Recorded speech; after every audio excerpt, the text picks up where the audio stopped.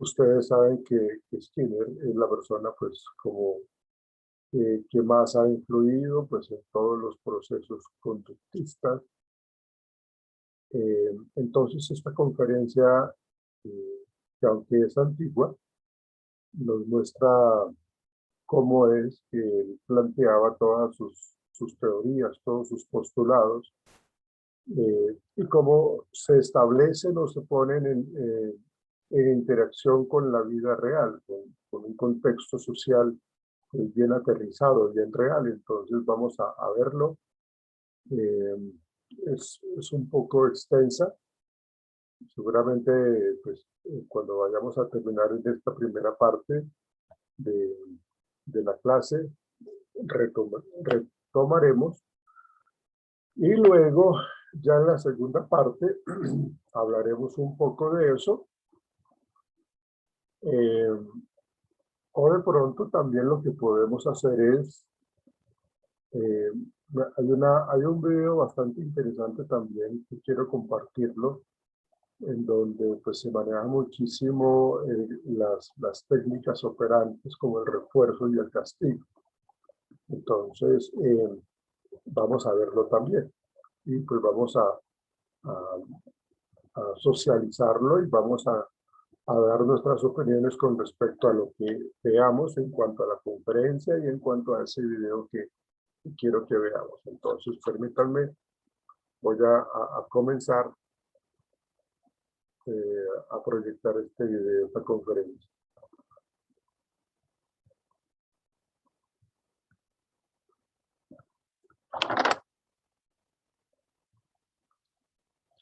Ya nos han ingresado 10 estudiantes.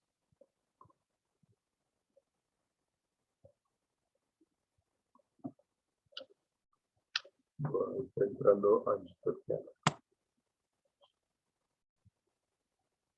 Miremoslo entonces. Vamos a compartir esta pantalla.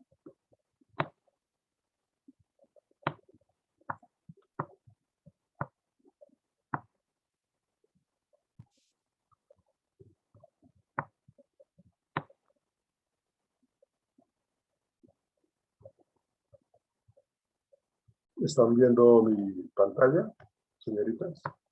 Sí, señor profe. Caballeros. Bueno, tenémosla entonces.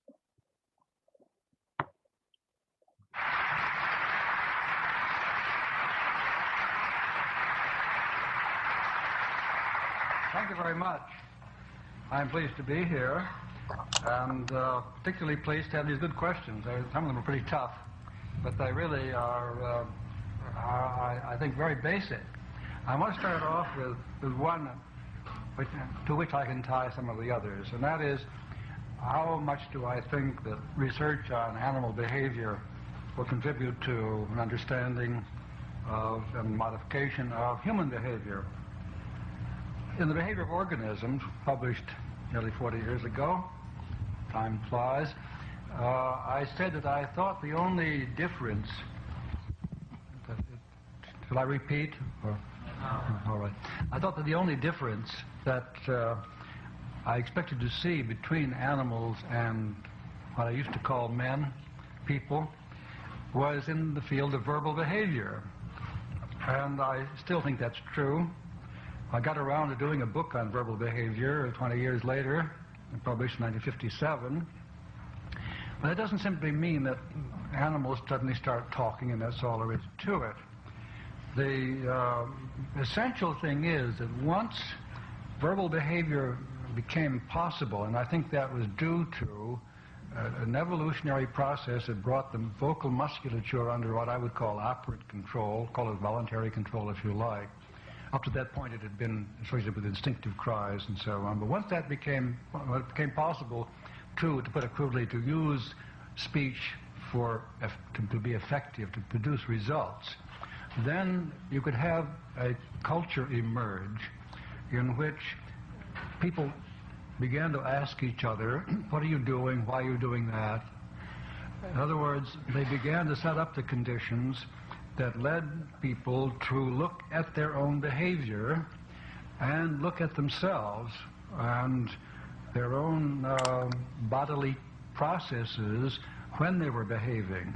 I regard consciousness, awareness, as a social product. I can't imagine how the individual would ever become a conscious individual unless there were other people to provide the contingencies that lead him or her to ask questions of that nature. Many people have said, well, how does the behaviors deal with the unconscious? Well, that's easy. All behavior begins as unconscious behavior, but some of it becomes conscious when you look at it, analyze it, look at the external conditions under which this behavior occurs, look at the states of your body with which you are in contact. These you call your feelings, your states of mind, and you are then able to talk about these things. Now, a very large part of a culture which makes it so helpful and enables the individual to do so much more as a member of a culture than would be possible as a single individual has to do with making use of the experience of other people. You give someone advice. Now, what does that mean? You yourself have been in contact with some situation, and by describing what you do and the results you get, another person can avoid all of the exploratory behavior which led to that discovery. For example, if you just arrived in Miami, you might find a good restaurant through a process of just going and eating here, here, here, and here, until finally you find one which happens to be the kind of restaurant you like. But if you know someone who knows your tastes, that person can say, if you like good Italian food, go to Luigi's. I don't know if there is a Luigi, so I'm not really puffing anybody up here. That sentence contains two things. One, a description of behavior, go to a restaurant, and another one, some kind of reference to a reinforcing consequence. Go to that restaurant and you will get a good Italian meal. Now, once that has happened, you don't need to bother going all over Miami till you find a good Italian restaurant. And that's a very useful thing. The advice that one person gives another, the warnings one gives another, the maxims and proverbs, which are sort of general kinds of advice that a culture can develop, these become extremely important. And I've argued, and I think I can convince myself, that governmental and scientific laws are of this nature. They describe behavior and its consequences, and hence can be used instead of the kind of shaping behavior that have to go on otherwise. Someone has said it's rather ridiculous if to shape the behavior of a person as you shape the behavior of a rat or a pigeon, when you can simply tell a person what to do. If I wanted to get a chimpanzee, for example, to pull a plunger of a vending machine, I know how I would do it. I could shape that behavior fairly quickly, and the chimp would learn to pull a plunger and get a bit of something edible. But if it were a person, I could simply say, pull a plunger and you'll get the pack of cigarettes or whatever it is that's going to come out. The instruction on the vending machine, pull plunger and press button under a pack of cigarettes, these are instructions, they're advice, and it saves you the trouble of fumbling around with all of the equipment and the whole environment until finally you find something which produces a pack of cigarettes. And that is, of course, extraordinarily valuable. It does not mean that there's something wrong with the process of shaping behavior, because until you have acquired the behavior of following instructions, nothing else is available. And that is why, with animals, that's about all you have. You can teach animals an imitative repertoire, so you can teach a new response by giving an imitative model. It's very difficult to do, but if you do it, and we do it with children. We used verbal descriptions of contingencies and imitative modeling, so that the child watching someone get something immediately knows what to do. But that doesn't come free. It's only after the child has learned to imitate that is possible. So that you don't avoid the essential shaping process in the first place. Now, the cognitive psychology, on the point I made this morning, is concerned with the way you talk about contingencies, the way you give reasons for doing things.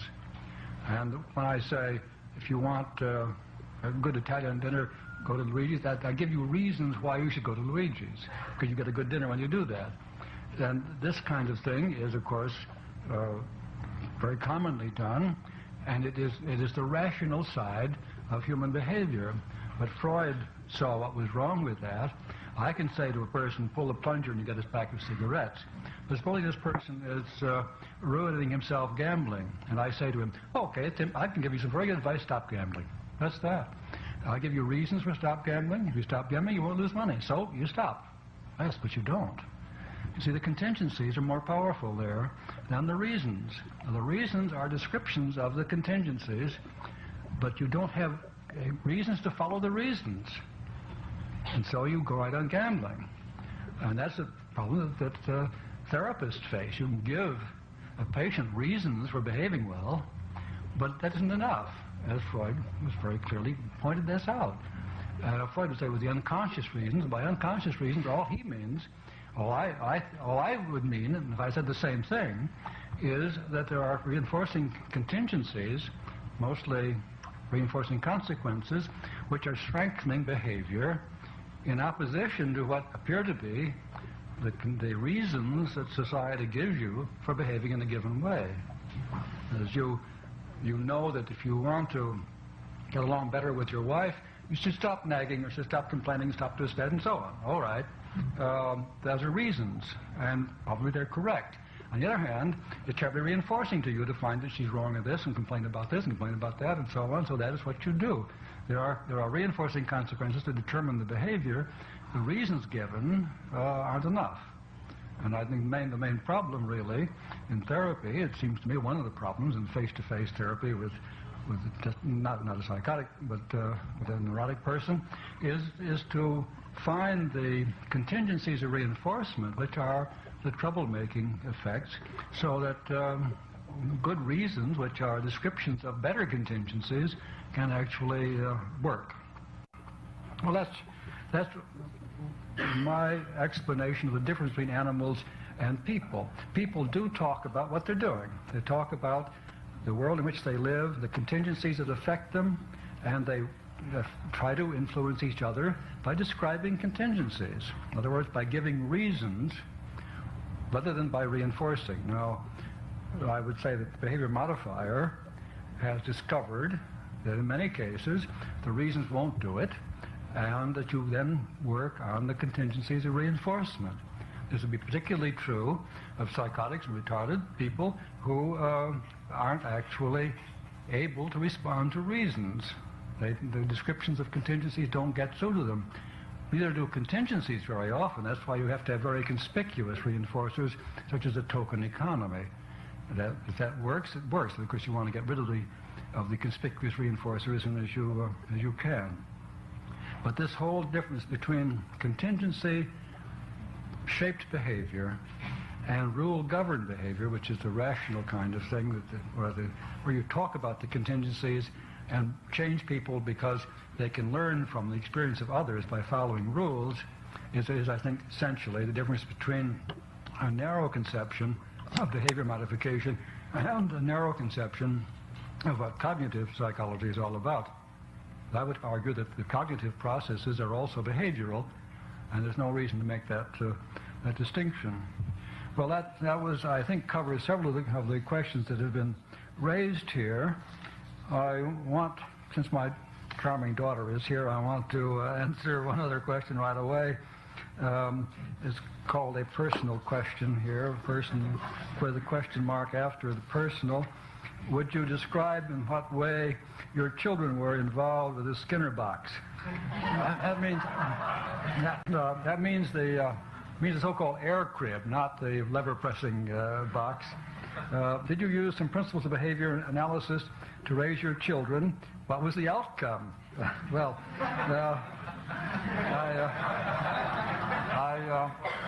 I welcome this question because I like to correct some rumors that go around. I don't know, I'm sure that some of you have heard them. A distinguished psychiatrist, whose name you all know, I won't mention it, told a distinguished person whose name you also would know, that the child that we raised in the so-called box, the air crib, became psychotic. wrote to him, I said, we've heard this before, and I've often wondered where it came from. Would you mind telling me where you heard this rumor? Our daughter is very intelligent, talented, married. Her husband teaches international studies at the University of Warwick. They live in London and Leamington Spa. My daughter is a very successful artist. She does large colored etchings and sells all she can produce and so on. I don't see any ill effects of the crib on her. Well, he wrote a very apologetic letter, I must say that.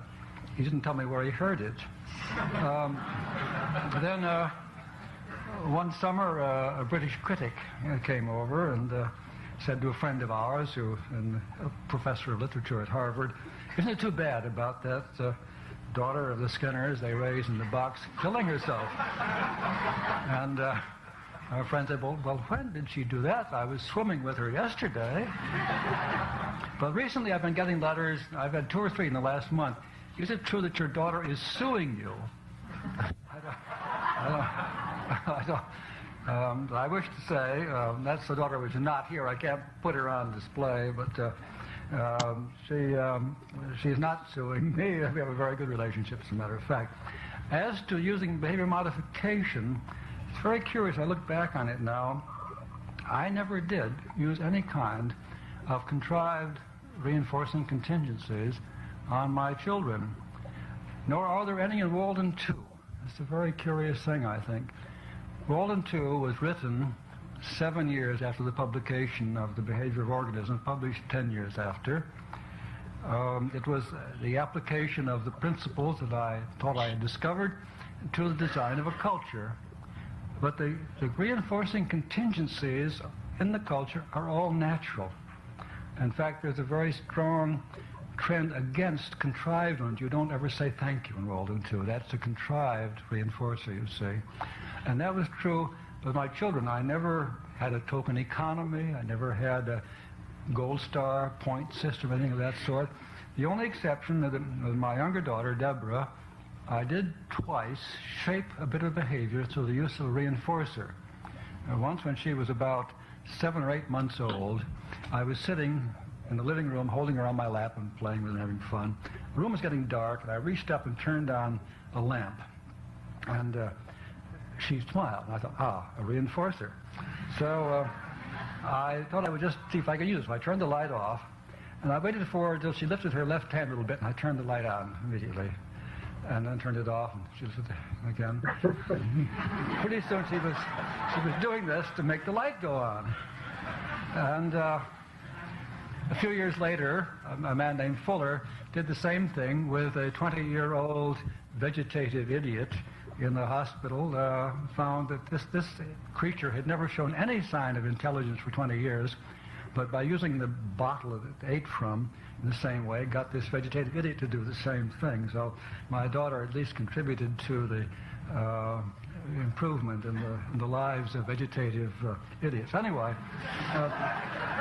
when she was 4 or 5 years old, I was telling her a bedtime story, rubbing her back. I was sitting on the edge of her bed, rubbing her back. And I thought, well, this is reinforcing. I'll see what I can do with this.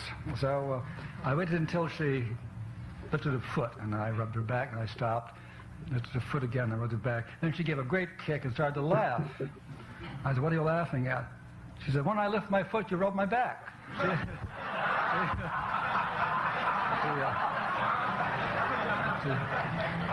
She had advanced from the animal to the human stage by that time.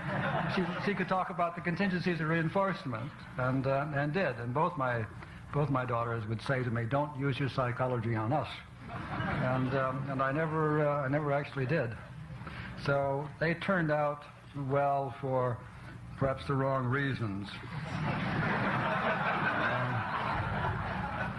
Let me see. There are some very, very good questions here. I haven't organized them in any. There's one question here about why is it that almost every therapeutic approach, regardless of theoretical orientation, seems to produce some success. This is one of the frustrating things, I think, about theories of psychotherapy. If you're really enthusiastic, it doesn't much matter, especially if it's your own theory. That's the main thing. It works. And And this isn't misrepresentation, it's not cheating. I think a patient who has the good luck to fall into the hands of someone who's just discovered a new theory of psychotherapy is a very lucky patient, because you'll get all kinds of very warm attention and so on. I don't know, I can't analyze and try to find the invariance in such a situation, but it would certainly have something to do with the heightened personal attention that a person gives to, the therapist gives to a patient when a theory is at issue. And I suspect that is it, that what the actual reinforcers are that are operating on it, I would hesitate to guess.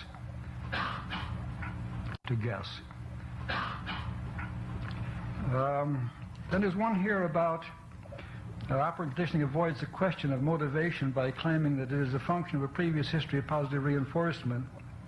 But why and at what point do individual organisms begin to respond differently to different reinforcers? That's a very, very hard question to answer, of course. For one thing, when you start to deal with a human organism, let's say at the age of 1, let alone the age of 21 or 41, there is an enormous history that you can only guess at, things that have happened.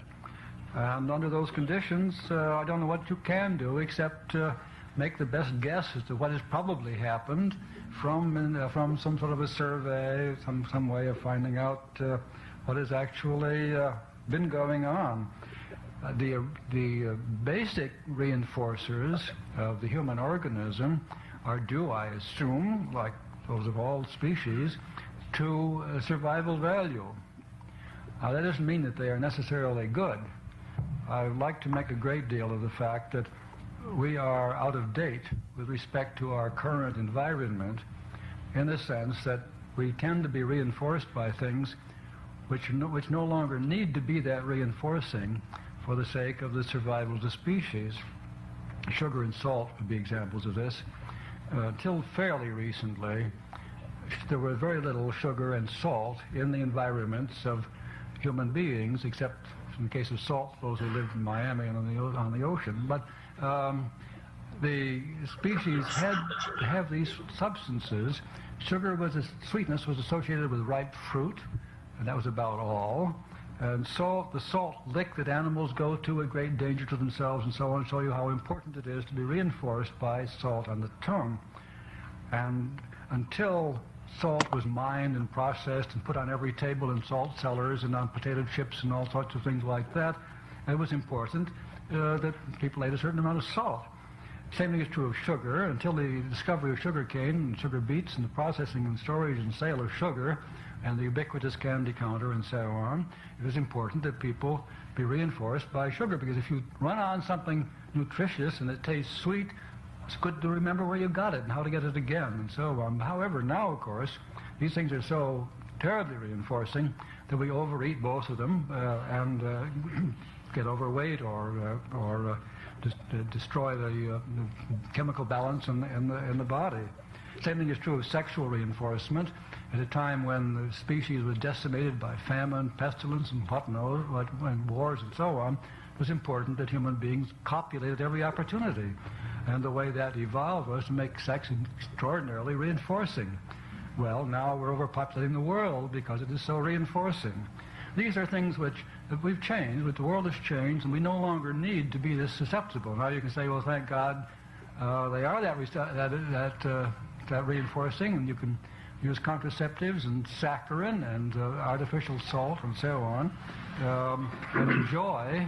But it's a great problem, and the world is suffering from the survival of a feature of the human organism which is no longer appropriate. I think probably signs of aggressive damage would be one of those too.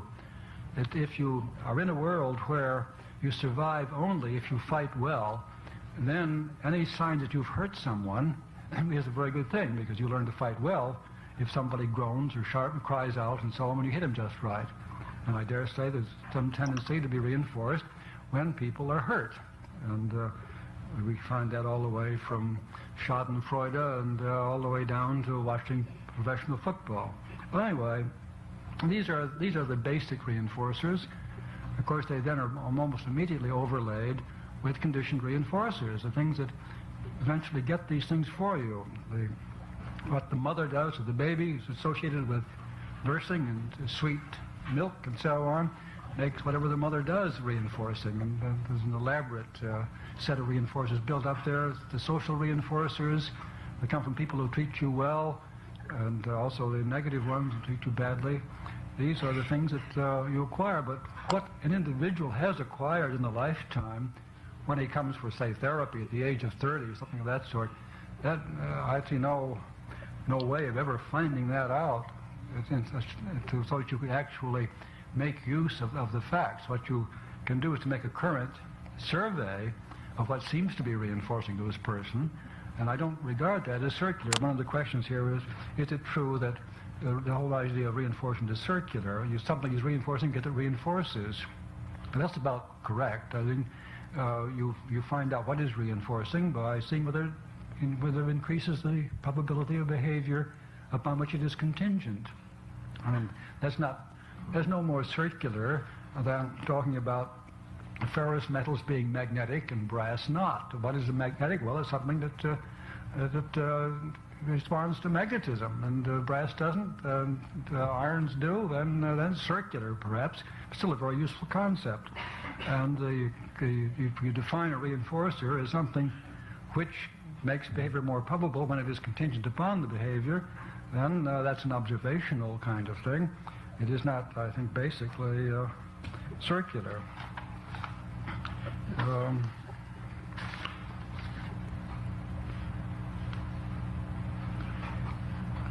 I think I've answered that one essentially. Following the publication of About Behaviors in 1974, there was criticism regarding the lack of sufficient philosophical foundation. And the question goes on from that a little further. Philosophers have raised the question about my philosophical sophistication. I can't point to any elaborate education in philosophy, but I believe that this could be said also, let us say, of the logical positivists who did have a great education in the history of philosophy. There are some points of view which more or less invalidate the whole domain of philosophical inquiry. I used an example this morning of that sort in my lecture. You can teach a pigeon to name a single property of an object. We have some panels with colors printed on them, and then are some objects here, and if the object is white, no matter what its shape or size, the pigeon pecks the word white, and if it's red, but no matter what the size or shape, it pecks the word red, and so on. And I had a quotation from Karl Popper. Does this mean that there is an essential property of whiteness, or do we collect a set in terms of that, or there's an alternative expression I won't go into, but there are complicated philosophical statements of what is going on with respect to the essence of an abstract term of that sort. Well, the contingencies are perfectly obvious, and I insist that the contingencies suffice to explain the behavior not only of the pigeon, but of ourselves, when we have singled out separate properties of objects and identify them with terms. Now, it may look as if I were unsophisticated and unaware of all the discussion that's gone on for 2,500 years about invariants and essences and whatnot, but I'm not. Yes, I am. I'm ignorant of that because I've lost interest in it. But the contingencies of reinforcement provide an alternative that seemed to me to be much simpler and certainly much closer to a scientific account of the behavior.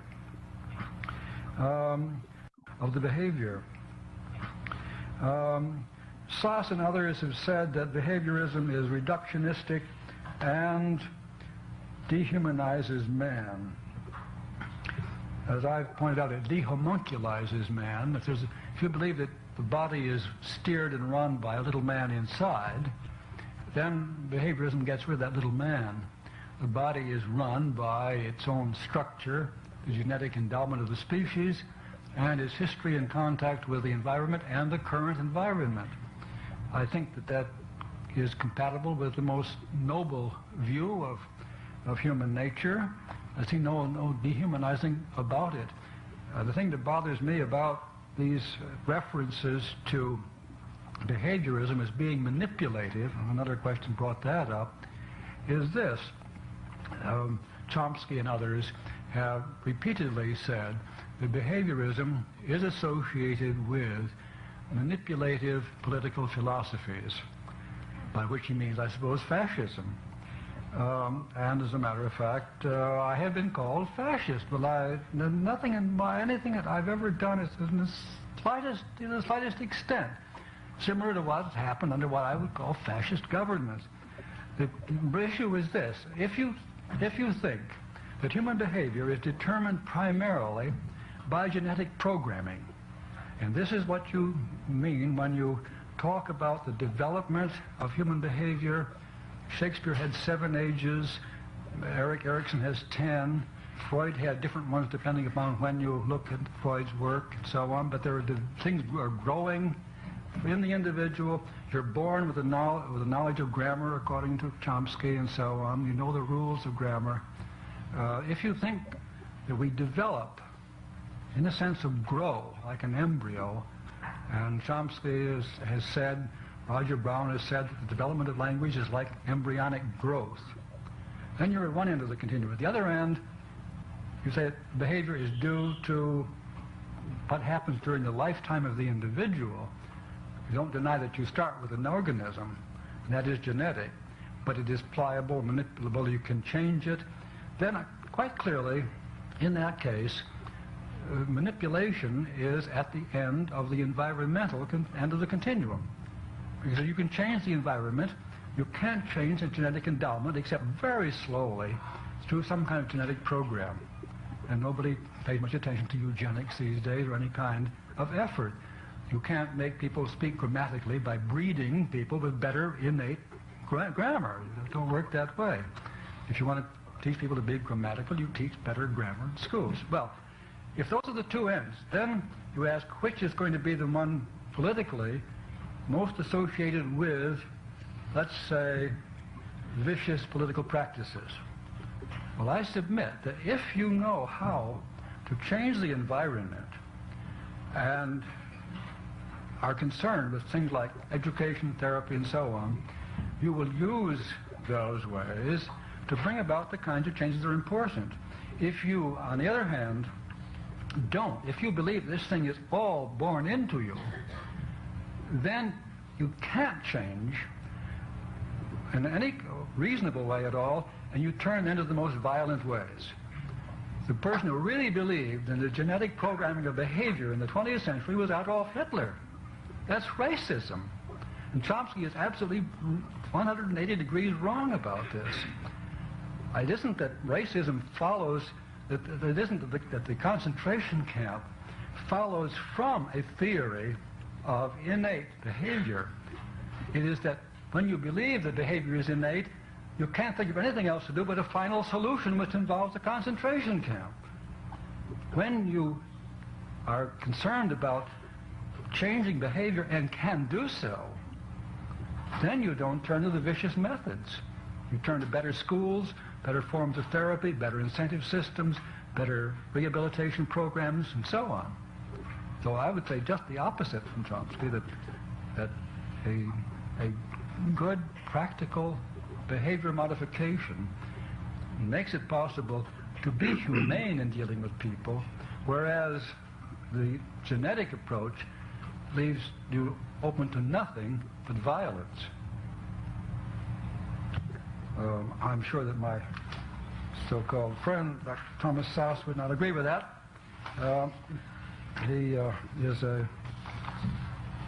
the ultimate in a rightist, but also, curiously enough, would believe in the individual as determining his own behavior. Well, that is a form of genetic determination, of course. Well, I don't know whether I should try to probe these anymore, but could I just throw it open to the audience to, if you've asked a question I haven't answered, please bring it up.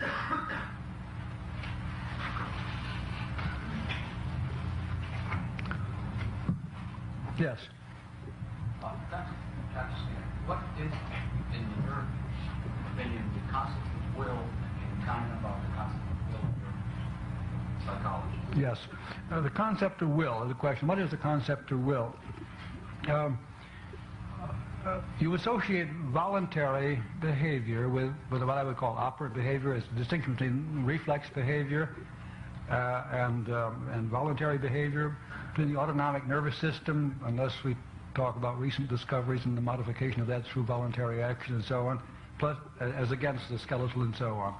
What is will? Well, now, operant behavior, or behavior which is determined by its consequences, has no immediately preceding cause. A reflex has. It's a stimulus and a response. So you attribute the response to the stimulus. But when you just suddenly pop out with a remark or action, you suddenly go for a walk, there was nothing there that triggered that. And so you feel that you must have done it as an act of will. That there must have been some inner initiating act, a creative act, if you like. That is always the problem when you're dealing with selection by consequences. And it is precisely the problem that Darwin faced in The Origin of Species. The crucial word in that title is origin, the beginnings of something. How can you deal with the beginnings of the species? Well, an act of creation is one way to do it. But by selection, there is no prior act, you see. And then for a long time, though, people tried to talk about creation.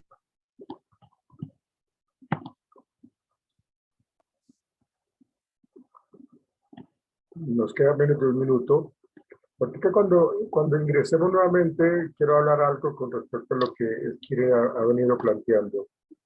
Entonces permítanme y ya regresamos. Yo sé que para ti, Lady, es difícil lo que pues están hablando, pues, lógicamente en inglés.